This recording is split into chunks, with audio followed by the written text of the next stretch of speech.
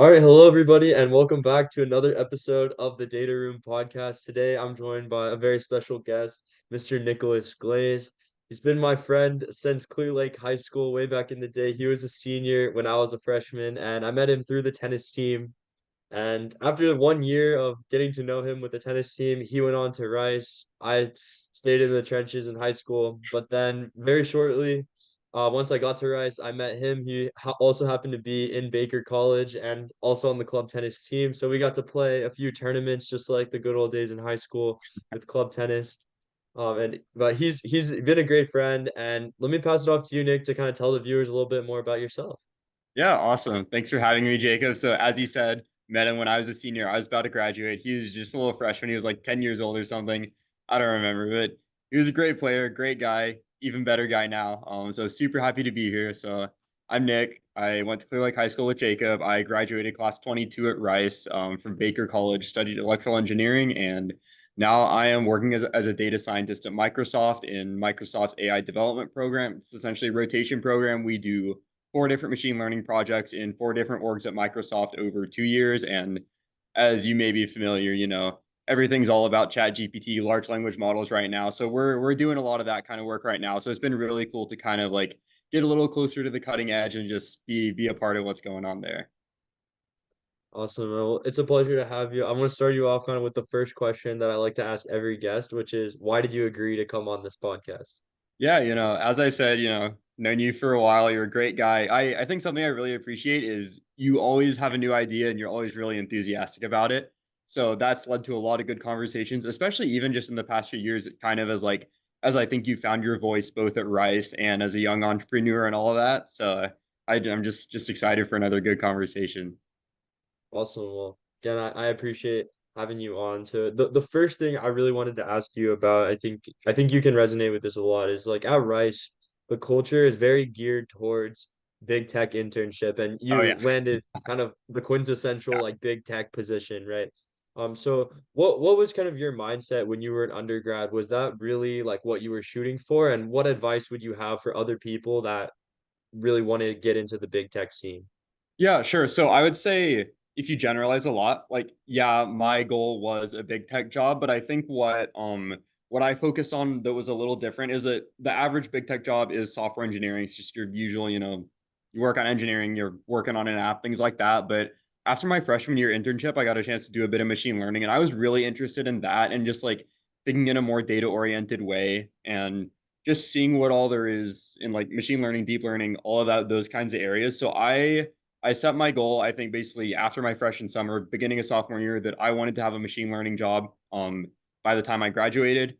I didn't really set a big tech goal for it, but I did definitely envision that as like a good outcome, like definitely more of a typical job as opposed to like starting a machine learning startup or anything like that. And luckily I was super successful with that. And I think I guess a few things that I found to be really successful, besides obviously having internships and putting the time in that it took to get those, is like I think you can get a lot of value, especially at Rice. It's super, I would say not easy, but research opportunities are really accessible to really everyone, regardless of your field, and especially if you're in like computer science, electrical engineering, machine learning. So definitely take advantage of those and email a lot of PIs, see who you can get in touch with. Because I think one of the luckiest experiences I had was I got to do research under Dr. Sagara in the electrical engineering department. He was amazing. Him and the PhD student Mitch I worked with. I think they were just like the perfect mentors for me at that period. So I think finding a good mentor, whether it be a grad student or a professor or really anyone, I think that was amazing for me, not only because it helped me learn a lot, but because it gave me good opportunities to succeed in the more traditional senses, like publishing papers, getting items for my resume, things like that. So that's one big thing. Then I guess since there's a lot of people interested in AI, ML, same stuff I am, the data science minor is great. If you get to the capstone at the end, you get to work on a real project for a real company. That was something I found really valuable as well. Awesome. A lot of great things there. Well, the first thing I kind of want to dive a little bit deeper into is you talked about the role of mentorship. And I think Hmm. mentorship is very important. Everyone wants a mentor of some sort, right? What, sorry, let me think of how to phrase this. I guess like what does it look like when are a good fit for your mentor? Like how did your mentors really help you? Hmm. I would say the biggest thing I've noticed in my mentors is just they're fun to talk to. I think like if you vibe with them, if you can have a fun conversation with them and like feel like you're connecting with them on a level above just like purely professional, that I think is the number one thing. And you can pick that out like after the first conversation, I think. So like I don't think there's a one size fits all answer for that. Just like, if you vibe is the short answer, I think. Cause like I would say my biggest mentor right now in Boston at my current job at Microsoft, which I forgot to mention that I'm living in Boston now. That's where my program's based. But my biggest mentor right now, he's only like a couple years older than me. He's a data scientist too. I'm a data scientist one. He's a super smart guy. Honestly, one of my closer friends in Boston, but like we think the same way about a lot of things, I think. And it was super obvious that like we connected a little more than the average coworker. So I think that's the thing that I look for the most. Awesome. That's some great advice for the viewers. Another thing I really wanted to ask you is now that you have kind of the coveted big tech job, like do you like it? Do you think it's a good fit for you? Would you recommend that other students kind of follow a similar path? Dude, it's awesome. My program's a special case. I'll get to that, but I talk with my friends in the program. Like we think we all have the best job in America. So yes, absolutely. But I would say a couple things that make my program different from like the average big tech job that I appreciate a lot are one, it's a rotation program, so you're not stuck in a team you don't like, or you don't spend too long in a team that you really like. So you get to see a lot of breadth. And I think, the whole like breadth versus depth thing in your new grad job, you should definitely prioritize breadth as much as possible because like it's too early to specialize. You don't really know what all is out there. So the more you can see what all is out there earlier on, the better it'll be for you in the long term. So I think that's one thing my program gives me. Another thing is the people. Like I think this is something that's not really true for a lot of just jobs in general, and something that I'm really lucky is that the program that I'm in, the managers definitely prioritize hiring interesting people, and like kind of the same way that people think about college admissions, like filling out like a class of the program that's like very very diverse, both like in background and thought and things like that. Just like everyone I met is a really interesting person and someone that I'm like, super happy to have met.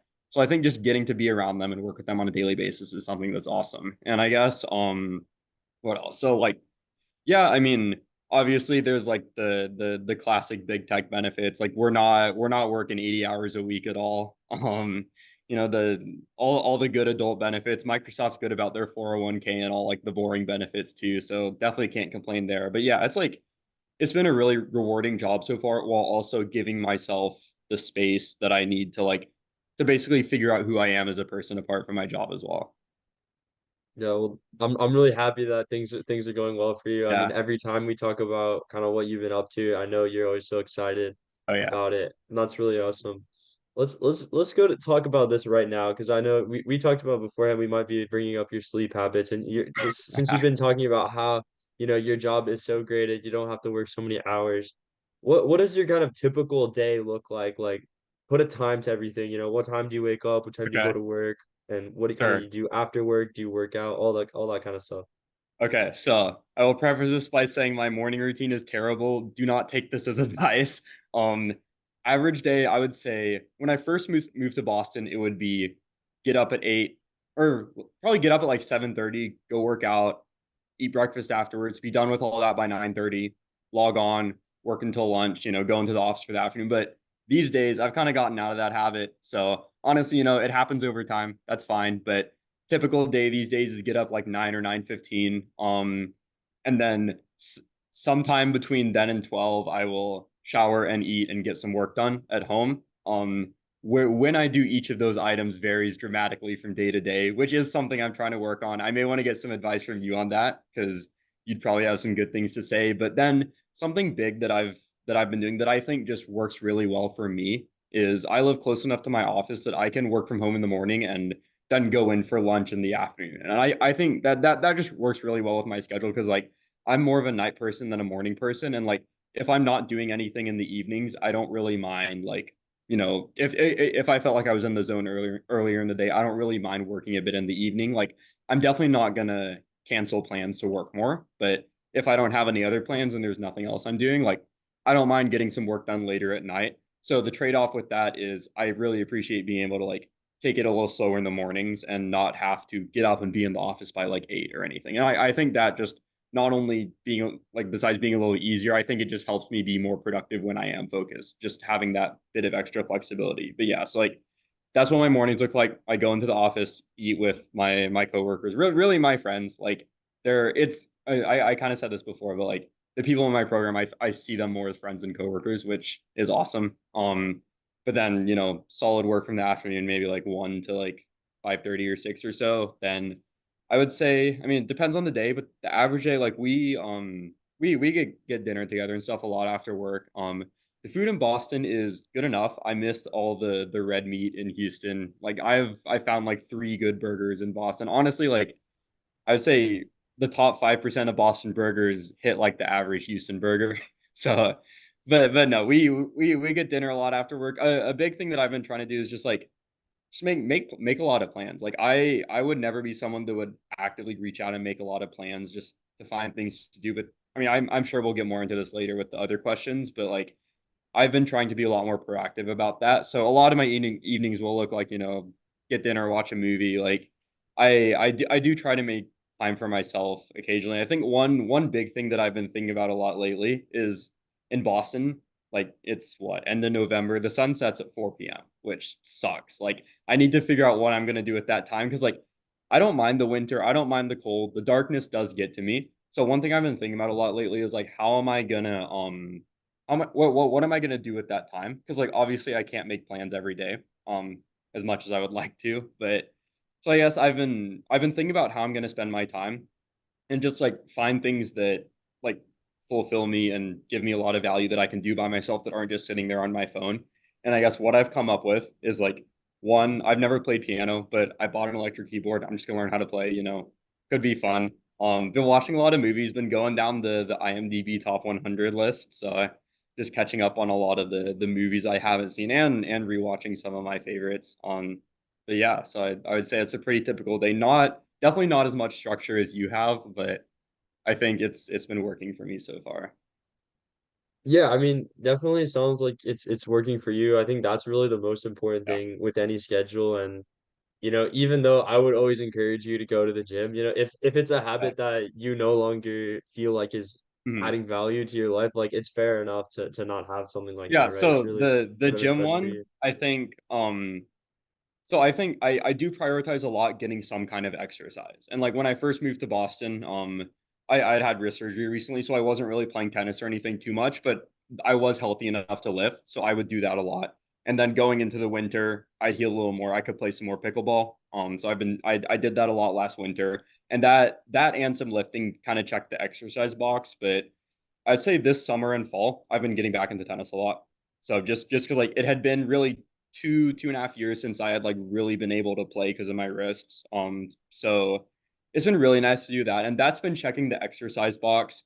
And like another thing I've been thinking about is like it's cold and dark in the winter, but it is bright and sunny and good to be outside. And Boston summer and falls are beautiful, so I've been trying to spend as much time outside. So I've been prioritizing like tennis and outdoor exercise a little more over like the gym maybe. But now the winter is coming, I definitely see myself working out more because my the gym in my apartment building recently got a barbell, which I am very lucky to have. So I'll definitely be using that a lot in the winter. And like my brother works out a ton, so we've been working out like almost every day since I've been home. So Nice. whenever I see him, I always get a good lift in.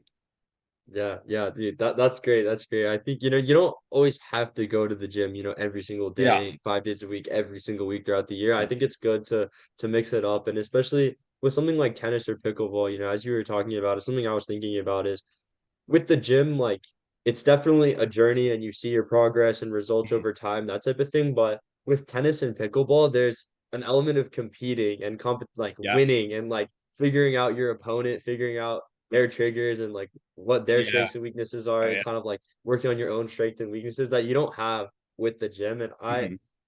I I love that aspect of racket Oh, yeah. sports. That's why I love playing Absolutely. tennis. I love playing pickleball.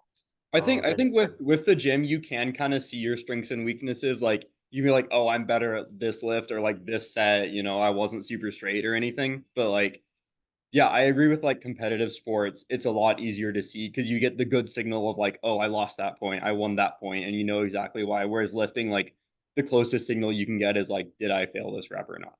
So yeah, that's a really good point. absolutely. That's honestly what really bothers me about tennis is like every single time you miss a shot, you get to a certain level where it's like from Yeah, a technical perspective, you know why you missed the yeah, shot, right? yeah. Like, but And it's just so especially when frustrating. you're like, especially when you're washed, when your peak was several years behind you, like you know exactly why you miss every ball.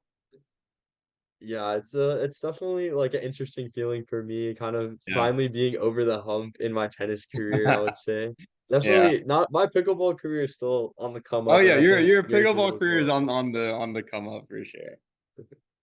But something that's kind of interesting to think about, and I think the different perspective that you bring compared Mm, to a lot of my other podcast guests. So, most startup founders, their startup, it's mission driven, right? They have kind of a vision for a better world and they really want to solve a problem. And they basically devote their entire life to that specific thing. Like their whole schedule pretty much revolves around maximizing time to work at that startup and to mm. build their vision. Whereas, someone in your position, work is just one of many aspects. Like I don't know exactly how to phrase this question, but what is kind of your relationship to your job and like what do you view Microsoft as, or what is this kind of its role in your life? Yeah, that's a really good question. I was hoping we would get to this. I haven't thought too much ahead about it, so this will be just kind of whatever comes to mind. But like, I did think about that I'm definitely gonna bring that different perspective. So I'm curious to see where this goes. But like, yeah. So for me, like, so I have a lot of friends who are in startups in like the AI space, things like that.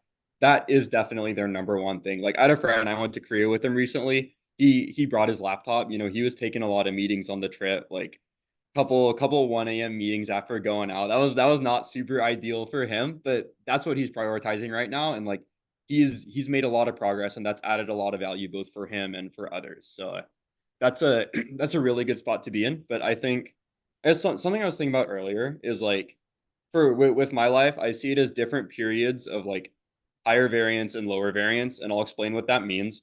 So college was a lower variance time for me. It was a lot more stable. I had my goal, like I said earlier, I want a machine learning job by the end.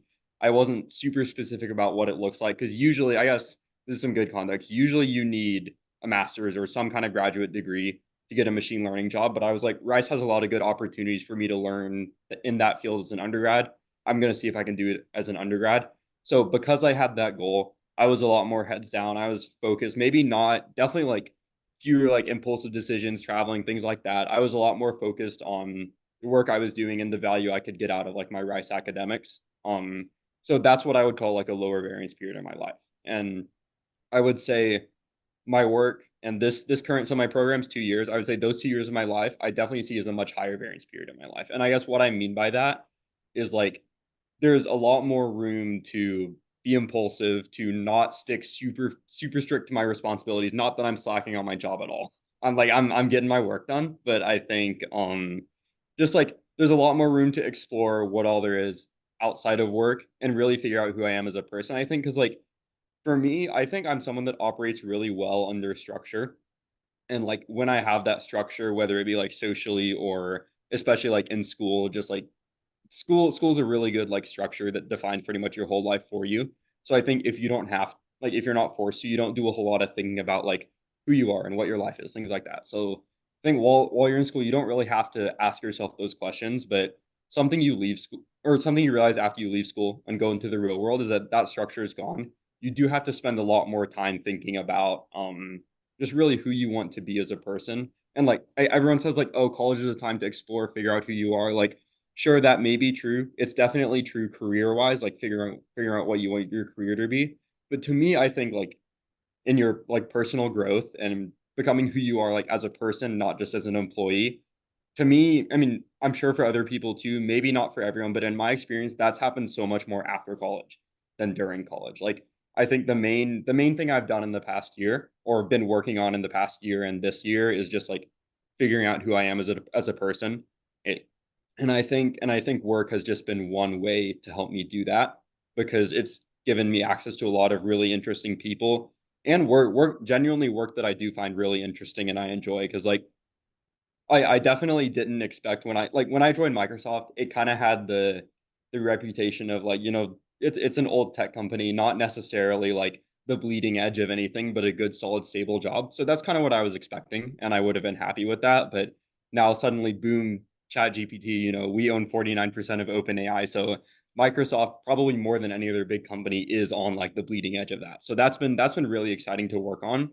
But yeah, I think at the same time, I guess this is a very long answer to your question, All but good, all good. I think at the same time, like beyond getting to work on really interesting things, I see my program as more like I think my biggest takeaway is going to be more so like personal development from the people that I've met and the time that it's given me, not only just like free time and not having to work late in the evenings or anything like that, but just like I've gone on a lot of trips and just done a lot of genuinely really interesting things that have helped me grow as a person and exposed me to new things all through the people I've met at my job. So I would say like my relationship to my job is like it's given me access to a lot of people that have been just awesome both as friends and to help me just help me develop more as a person. Yeah, no, I mean they're a very thorough answer. I like it a lot. I really like the dichotomy of like the high variance and low Yeah. variance type of thing. And honestly, as I'm just kind of thinking on that for myself, I think it almost might be the other way around for Oh me. yeah. Like I feel like college right now is somewhat high variance. Like I Hmm. feel like there's a lot of different things that I'm trying to work on, kind of like bouncing around all Hmm. these different initiatives and projects. But I really want to get to the point where I'm just like all in on a single Yeah. startup. No, But I think as an entrepreneur, that's honestly a better way to approach it. Not that I have like a ton of background or a ton of experience, but just like if I was to think about it, I would think that's the way to go. Because while you're in college, you have the safety net, you have the room to throw a bunch of darts at the wall, see if any of them stick. My friend used that phrase earlier. It's not actually a good phrase because darts will always stick to the wall.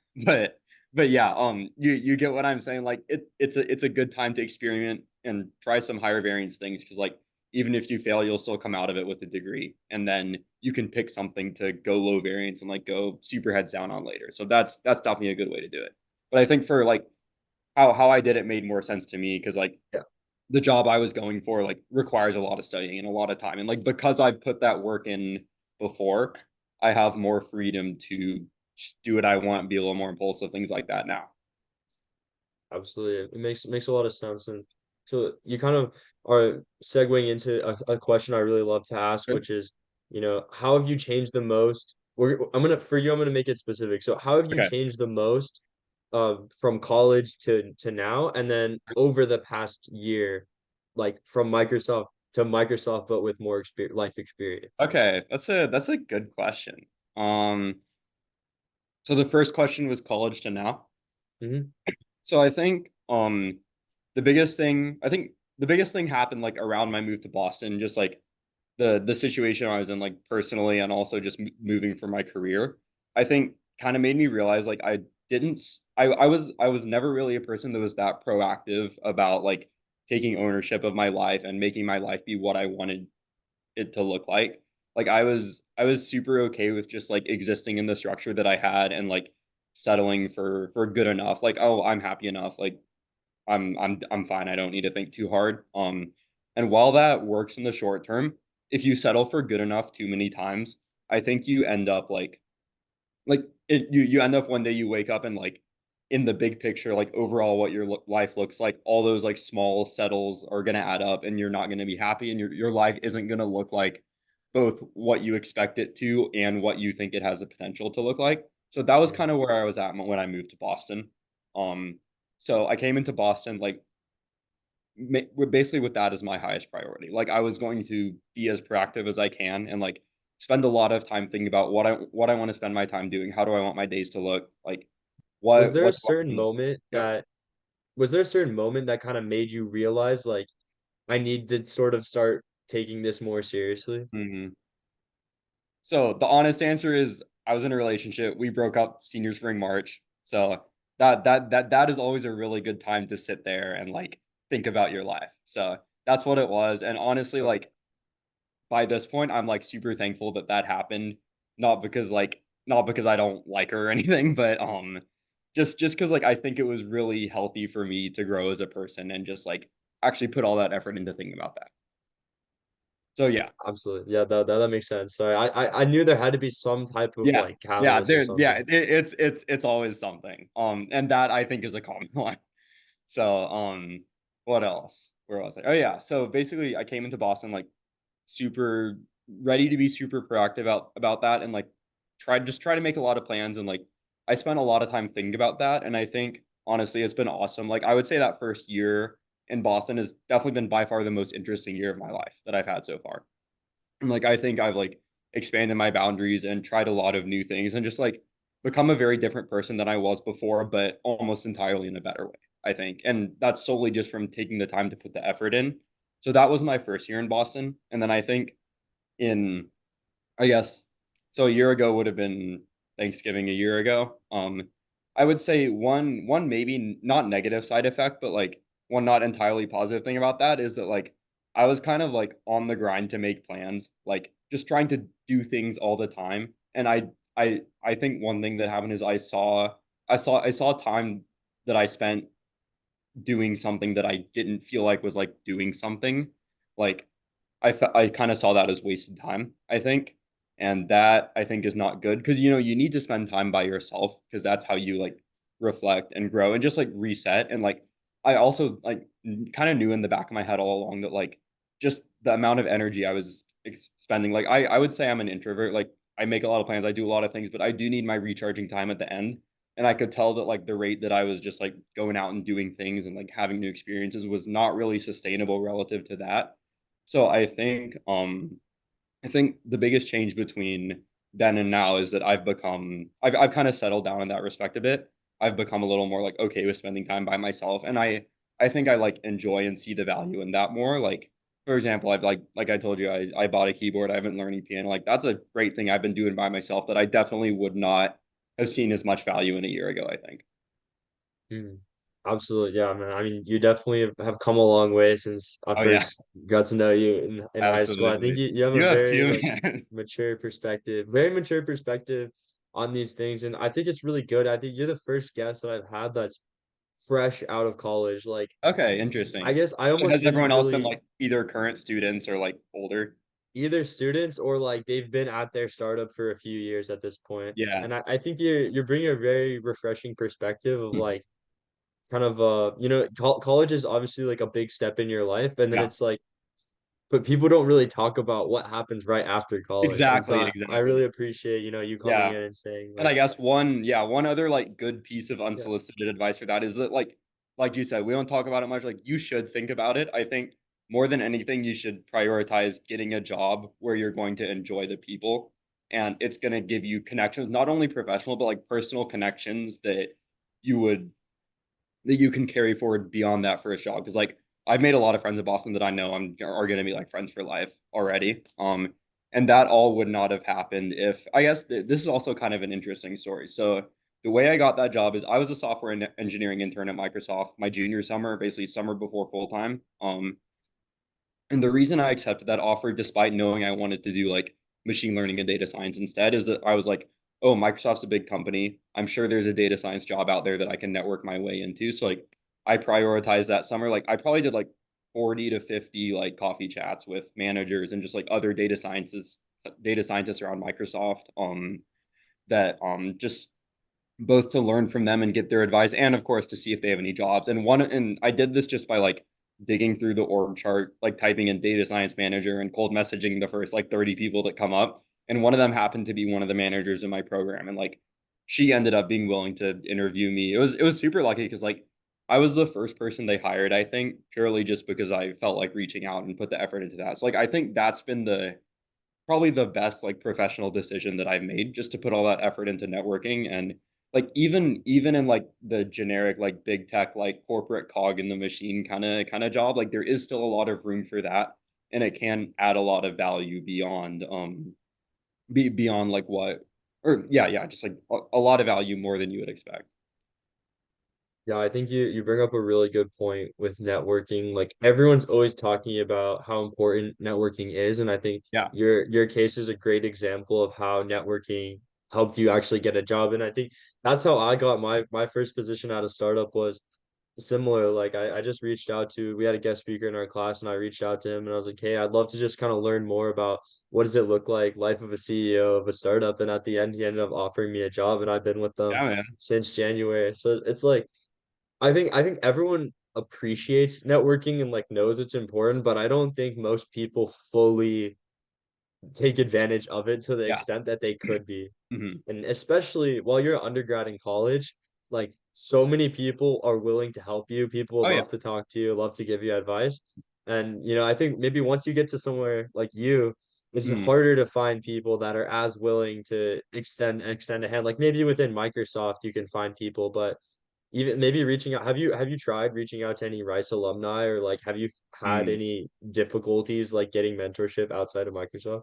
So I honestly haven't felt the need to search for that, so I haven't really tried. So I couldn't give you a good signal either way, I think, but I do definitely feel like it would be harder. Like I definitely like I guess my perspective from the other side now is like whenever I like hear from a Rice student on LinkedIn or anything like that, like I'm always more than happy to chat because like it's something interesting and different to do in my workday. And like I think it's nice because like I remember when I would always do these coffee chats, like I'd be pretty stressed about it just because like it's a pretty high stakes thing. And like I feel like something that I've been able to do is just I don't really know exactly how I do it, but I think something that I've gotten feedback from college students that I've been able to help them with is just like, just like relax, like take it easy, like just get like when you're doing a coffee chat, like there's really no pressure. Like people will always be happy to refer you and things like that. So just like take it as a new conversation and a new person to meet and a new connection to make. Like I like from the other side, like when I was an intern, people were always happy to help me, and when I'm now that I'm here, like I can see why they were always happy to help because I'm always happy to like I always enjoy talking to students. So yeah, definitely goes both ways. I don't have as much information about like if I was to reach out to other people, but at least within Microsoft, like people are always more than happy to chat. For sure. For sure. Now, just to kind of keep moving along, I think we have Mhm. to address the elephant in the room, and that's Microsoft OpenAI. I mean, I'm sure you've Oh, been dude, hearing a lot about that's wild. the news recently. I guess I don't even know exactly what to ask you because I don't know what you're allowed to say or not say, but do you have I any don't, I thoughts at don't, all? I don't know anything that I wouldn't be allowed to say. Okay, So like well, so basically what's interesting is like I don't know how much you kept up with it, but like so Sam Altman, CEO of OpenAI, he was fired Friday like evening. I don't remember when it was actually, but he was fired on Friday, and mhm, apparently even like Satya Nadella, Microsoft CEO, like OpenAI's largest investor by far, he did not know until like a minute before. So like yeah. he doesn't know. I'm not gonna know anything. Like, but yeah. Do you have like a specific question or Well, should I I? guess, and then just to kind of keep the flow of events going, and then I think it was about 700 people, Yep. employees of OpenAI, signed a petition saying, Mhm. remove the board, bring Sam back, and Yeah. including one of the board members that ousted Yeah, exactly. He him. was like, "Oh crap, I messed up. This is a bad decision." So there was basically a time where Sam was gonna become an employee of Yeah. Microsoft, and basically OpenAI went from a nonprofit to now it's just Microsoft. And then, but now Yeah. he's back, and I think most of the board has been fired, and I think only one original board member is still on Yeah, it. I mean, that it's just sounds a right. crazy situation, and I don't really know what to think, honestly. Like, I think there's a lot of fear that if this somehow becomes Microsoft, then it's Mm. like a purely for-profit venture, and we lose kind of that nonprofit protection, and maybe, and because of corporate greed, we end up with AI taking over the world. Like, what are your thoughts with that kind of general train of thought? Like, do you think this should be something that is nonprofit or like Mm. capped capped for-profit type Yeah. thing? Yeah, sure. That's a really good question. I'm definitely not an expert in the field, so these aren't going to be like super expert opinions, but I'll say what I can. I So mean, like you're more expert than most. Sure. We'll see. So basically, like, as for a bit of context, the reason the board fired Sam Altman, they said it was because like he wasn't being candid with them or something. That we never really got into any more details as to what that actually meant. But I think the underlying conflict that it stemmed from is like the board are a bit more like I guess the phrase is doomers. That's a little harsh, but basically the board is much more concerned about like the safety and the like responsible AI approaches that we're taking to just as we build these new AI tools and things like that. Because like I guess the more extreme version being we don't want AI to take over the world, but the other version is just like we need to make sure we're being safe and responsible and understand what like the models that we're creating. Because as of right now, and like this is kind of the thing for all of machine learning, but especially for large language models, it's like we know what we made, but we don't know exactly how it works or why it works. It's just a big black box that we like throw a bunch of data into, stir all the numbers around a bit, and the result is a model that works. So basically the board is very like concerned about that. And they just want to make sure we're not going too fast. And Sam Altman and I guess pretty much all the OpenAI employees approach where we want to make progress. We want to see how far we can get with our research, which is also reasonable. I don't really know where I stand because like, and I think that this is another big question too. Like the thing we're all scared of is like artificial general intelligence, which is essentially like there's not a good definition for it really. No one really knows what it is, and I think that's the problem. But in general, it's like human level intelligence in a computer, and that you can train one model that generalizes to be able to do any task a human can do. Whereas currently models are very specialized. Like even like Chat GPT is by far the most general model that we've ever created, but it can't do things like, for example, it can't tell you how confident it is in its answer. Like a human can be like I said at the beginning of this, like I'm not a super expert. Like Chat GPT couldn't do that. If you ask Chat GPT this question, it would always give an answer as if it's like literally Sam Altman. So like those models always answer with like 100% confidence. Like they can't really learn anything new without like giving them more data. And like if you gave any one human the level of data that Chat GPT has, it would be a heck of a lot smarter than Chat GPT is. Like there's a like GPT is good at regurgitating all of its facts, but it's not really good at learning new things. For example, like if you give one human like everything about biology and chemistry and everything, like they would probably be able to create some new disease cures or things like that. But that's not something GPT can do.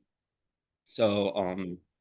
basically that's kind of the difference between where we're at and artificial general intelligence. And so like the doomers, like the board, they just want to make sure we don't get there too soon before we can really understand and control it.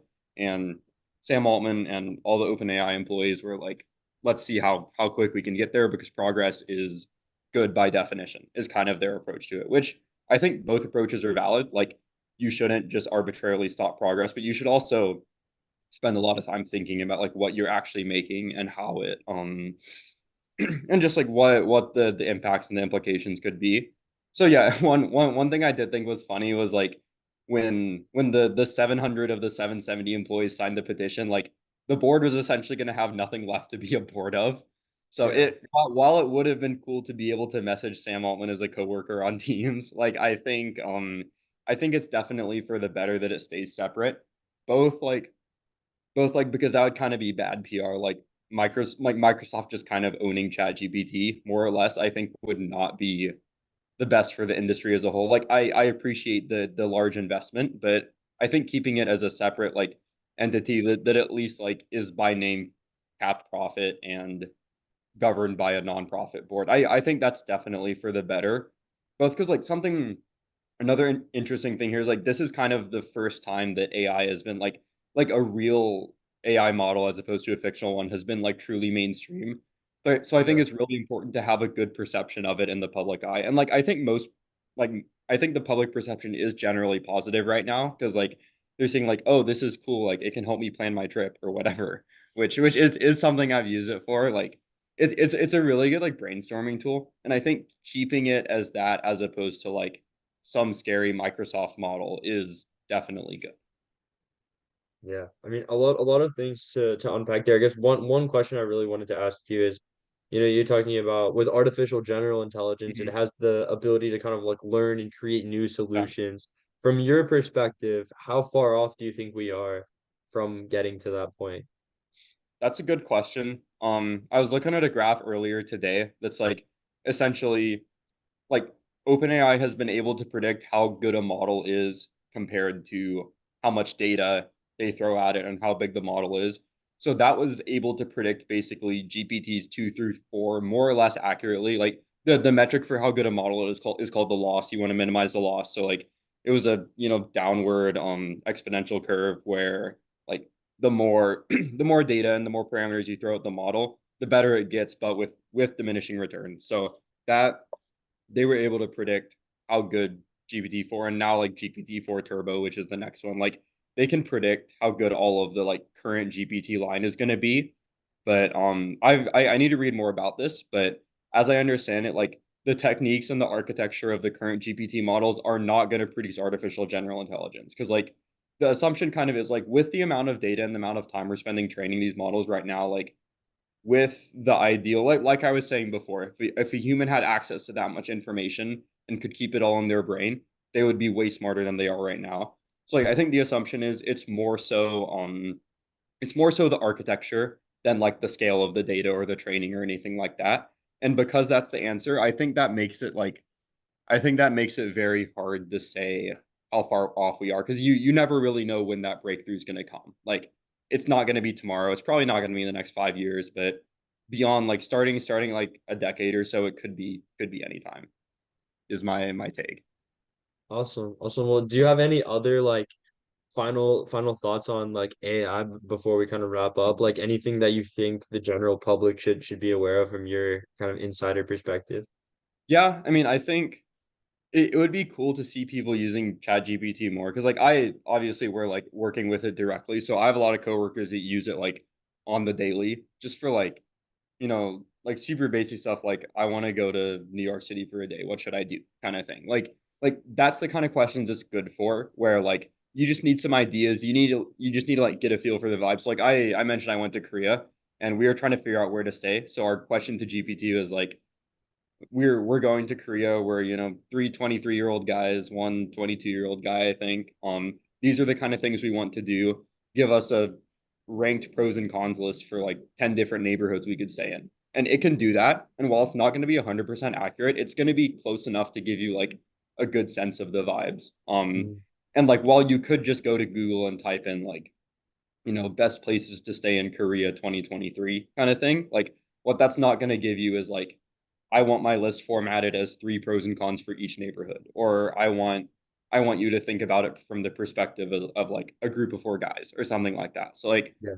where ChatGPT has a lot of value is like it's good at like tone and style and kind of catering to your specific needs as opposed to just like whatever needs of the author, whatever web page you're reading. So like I would definitely encourage people to embrace that as much as they can and just like see what kind of value it can add for them.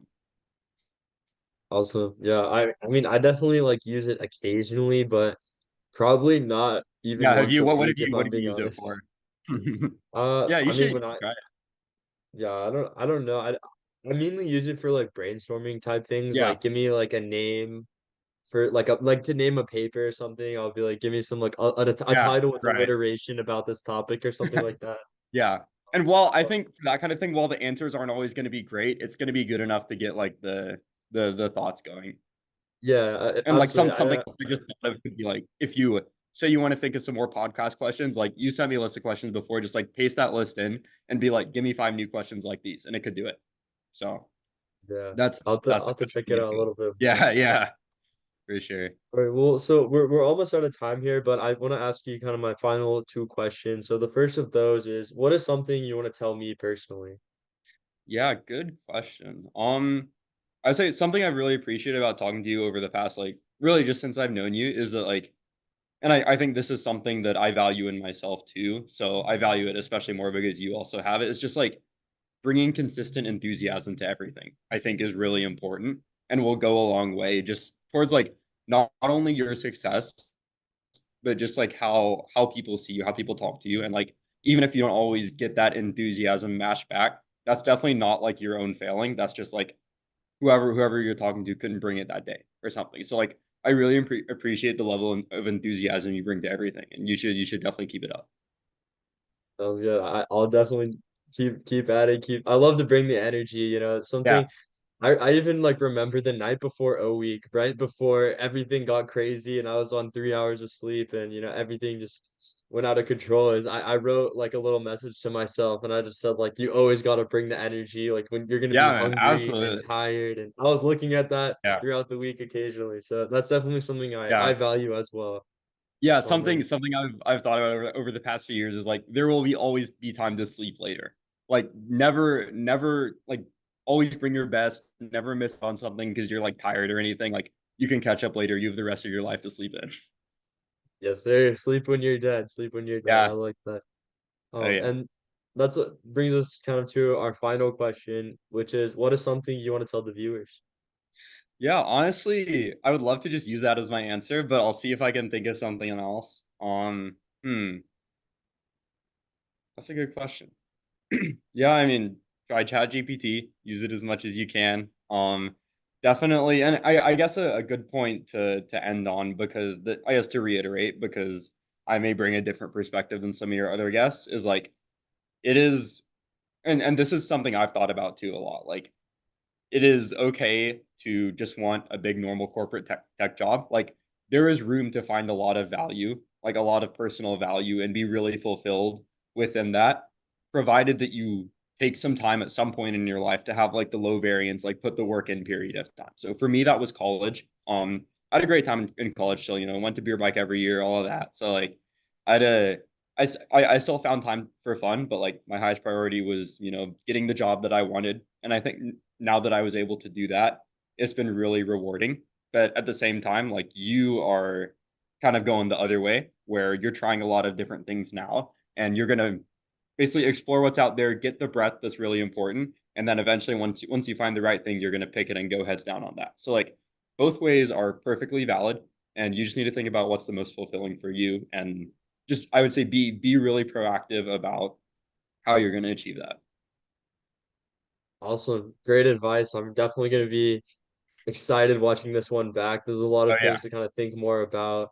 But thank you so much, Nick, for your time. It's been a great conversation, and I'll see you soon. Yeah, thanks for having me, man. See you at pickleball. All right. Thank you so See you much. later. Take care.